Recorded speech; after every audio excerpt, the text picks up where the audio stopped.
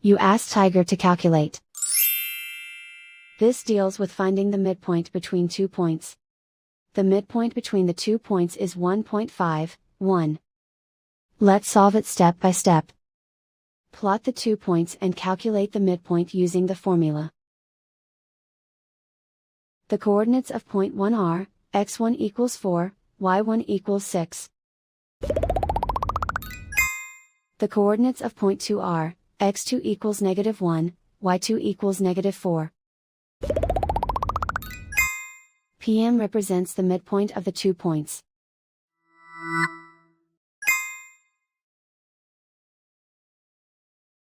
Use the x values in the midpoint formula to find the midpoints x. x1 equals 4.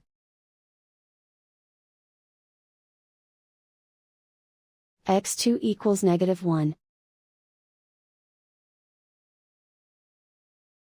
Simplify the arithmetic.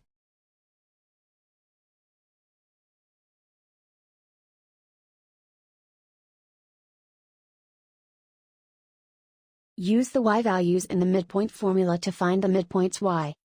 y1 equals 6. y2 equals -4. Simplify the arithmetic.